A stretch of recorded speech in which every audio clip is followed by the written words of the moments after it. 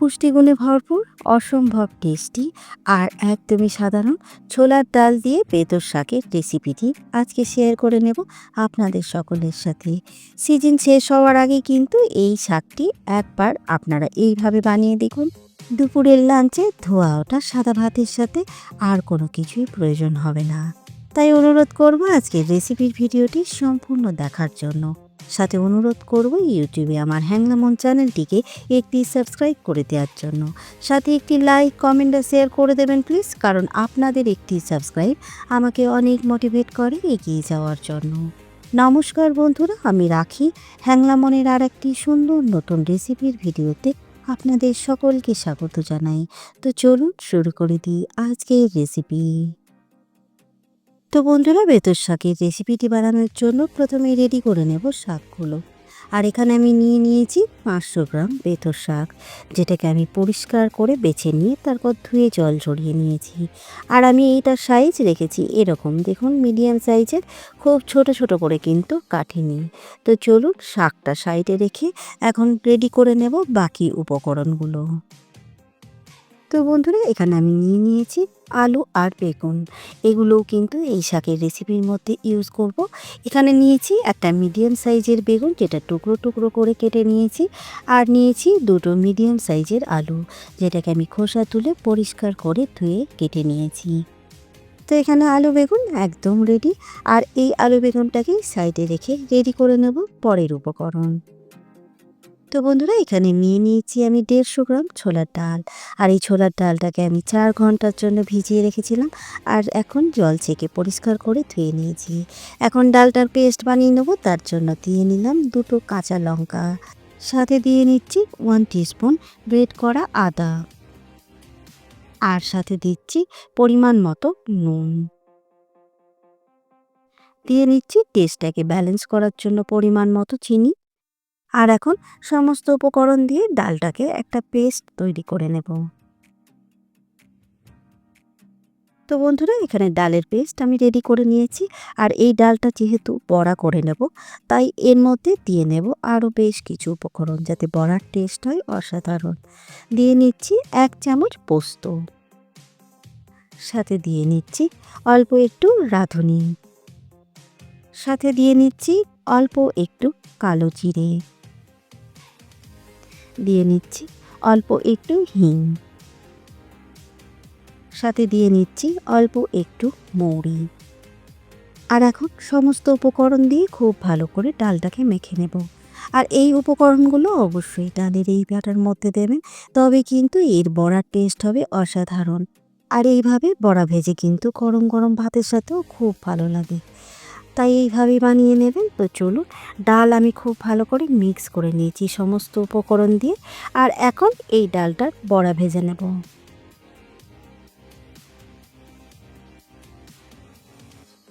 তো বন্ধুরা, এখন ছোলার ডাল বাটাটার বড়াগুলো ভেজে নেব।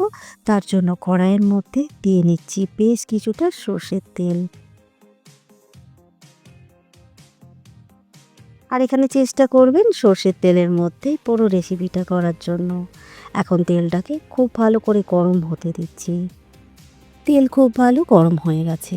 আর এখন এর মধ্যে অ্যাড করে দেব এই ডাল বাটার বড়া। আর এই বড়াগুলো আমি একটা চামচের সাহায্যে অল্প অল্প করে দিয়ে নিচ্ছি। এখানে কিন্তু প্রপার কোনো বড়ার শেপ দেওয়ার প্রয়োজন নেই, জাস্ট যেভাবে আপনার ইচ্ছে সেইভাবে করে নিলেই কিন্তু হবে। জাস্ট একটু ছোট ছোট রাখবেন সাইজটা, তাহলে খুব ভালো হয় শাকের তরকারির মধ্যে। এখন দেখুন, এখানে আমি অল্প কিছু বড়া দিয়ে নিলাম। আর এই বড়াটাকে এখন মিডিয়াম ফ্লেমে হতে দেব একটা পিঠ। তো বন্ধুরা, বড়ার একটা পিঠ ভাজা হয়ে গেছে।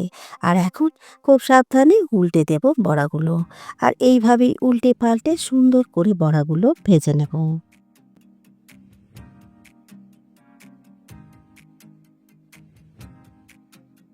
তো ফাইনালি বড়াগুলো কিন্তু ভাজা হয়ে গেছে। একটু লাল লাল করে বড়াগুলো ভেজে নিয়েছি। আর এখন তেল ছেঁকে তুলে নেব। আর ওই একইভাবে বাকি ডাল বাটাটার বড়াগুলো রেডি করে নেব। তো বন্ধুরা, সমস্ত বড়া আমি ভেজে রেডি করে নিয়েছি। আর আপনাদের দেখিয়ে দিই বড়াগুলো ঠিক কীরকম হয়েছে। বড়াগুলো ভাজার সাথে সাথেই কিন্তু গরম গরম অনেকটাই শেষ হয়ে গেছে। আর যেগুলো আছে সেগুলো তরকারির মধ্যে ইউজ করব। আর এখানে দেখুন উপর থেকে ক্রিস্পি আর ভিতরে কিন্তু সুন্দর একদম সফট। তো চলুন এখন তৈরি করে নেব মেন রেসিপি। তার জন্য কড়াইয়ে দিয়ে নিচ্ছি আবারও বেশ কিছুটা সর্ষের তেল। আর তেল বেশ গরম হয়ে গেছে, তাই এর মধ্যে ভেজে নেব আলুগুলো। আর এখানে আলু আর বেগুন একসাথেই ভেজে নেব, তাই আলুটাকে আগে তেলের মধ্যে দিয়ে একবার 1 মিনিটের মতো নাড়াচাড়া করে নেব। তারপরে কিন্তু বেগুনটা অ্যাড করব।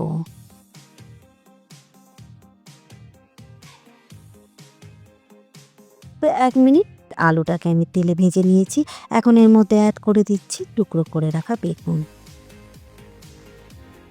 সাথে দিয়ে নিচ্ছি একটা বড় সাইজের কুচনো পেঁয়াজ।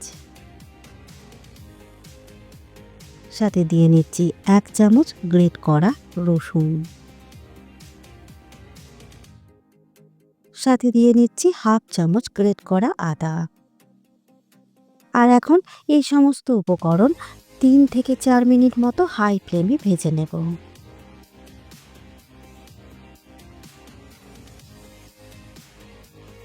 তো দেখুন, এখানে আমি সুন্দর করে ভেজে নিয়েছি 4 মিনিট মতো সমস্ত উপকরণ। আর এখন এর মধ্যে অ্যাড করে দেব বেশ কিছু গুঁড়ো মশলা।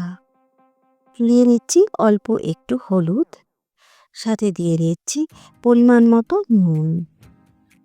দিয়ে নিচ্ছি অল্প একটু কাশ্মীরি রেড চিলি পাউডার। সাথে দিয়ে নিচ্ছি একটা মিডিয়াম সাইজের কুচনো টমেটো। আর ঝালের জন্য 3 থেকে 4টে কাঁচা লঙ্কা। এখন আবারও 2 মিনিট মতো সমস্ত উপকরণ ভেজে নেব।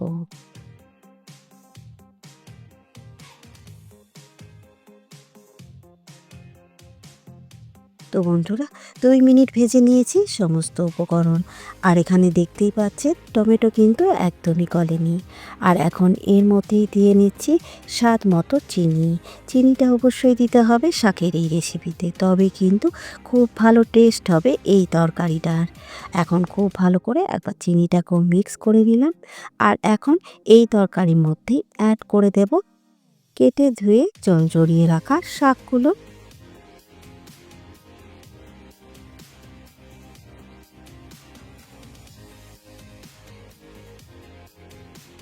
তো বন্ধুরা, সমস্ত বেতো শাক আমি এখানে অ্যাড করে দিয়েছি। আর এই শাকের মধ্যে কিন্তু কোনো রকম জল অ্যাড করব না। এটা কিন্তু শাকের জলেই রান্না হবে, তাই একবার হালকা করে মিক্স করে নিলাম। আর এখন কভার করে দিয়ে হাই ফ্লেমে 5 মিনিটের জন্য কুক করে নেব। তো দেখুন, এখানে 5 মিনিট কুক করার পর কিন্তু শাক একদম রেডি। কতটা জল বের হয়েছিল দেখে নিশ্চয়ই বুঝতেই পারছেন। আর আপনারা বাড়িতে তো করেনই, তাই জানবেন। কিন্তু এই শাকটাতে যেহেতু আলু বেগুন পড়ে, তাই অনেকের ভয় হয় জল না দিলে কি সিদ্ধ হবে। একদম খুব সুন্দরভাবেই কিন্তু এখানে সিদ্ধ হয়ে গেছে সমস্ত উপকরণ। দেখে নিশ্চয়ই বুঝতেই পারছেন কতটা ভালো রেডি হয়েছে তরকারিটা, দেখুন। আর এখানে আলুগুলো একদম গলে গেছে। আপনাদের দেখিয়ে দিই, তাহলে বুঝতে পারবেন। তো চলুন, এখানে কিন্তু সুন্দর টেস্টের শাক প্রায় রেডি। এখন সব শেষে দিয়ে নেব রেডি করে রাখা ছোলার ডালের বড়াগুলো। আর বড়াটা অ্যাড করার সাথে জাস্ট হালকা হাতে একবার মিক্স করে নেব 1 মিনিট মতো। তাহলেই কিন্তু এই শাকের তরকারিটা একদম রেডি। আর এই শাক কিন্তু গরম গরম ভাতে পাতে অসম্ভব টেস্টি লাগে। যতটা পুষ্টিকর ততটাই কিন্তু সুন্দর স্বাদ। একদম সাধারণ এই সবজিটা অবশ্যই কিন্তু আপনারা এই সিজনেই বাড়িতে বানিয়ে নেবেন আজকের রেসিপির ভিডিও ফলো করে। সাথে কিন্তু কমেন্ট করে জানাবেন খারাপ লাগলে। আর বন্ধুরা, আজকের ভিডিওটি আপনারা যদি ফেসবুক পেজ থেকে দেখেন, তাহলে প্লিজ বন্ধুরা আমার ফেসবুক পেজটিকে ফলো করবেন, সাথে একটি লাইক করে দেবেন। আর আপনাদের সকলকে জানাই অসংখ্য ধন্যবাদ আজকের রেসিপির ভিডিওটি সম্পূর্ণ দেখার জন্য। তো চলুন, আজকের ভিডিওটি এখানেই শেষ করছি। সকলে ভালো থাকবেন, সুস্থ থাকবেন, সাবধানে থাকবেন। দেখা হবে খুব তাড়াতাড়ি হ্যাংলা মনের আর একটি সুন্দর নতুন রেসিপির ভিডিও নিয়ে।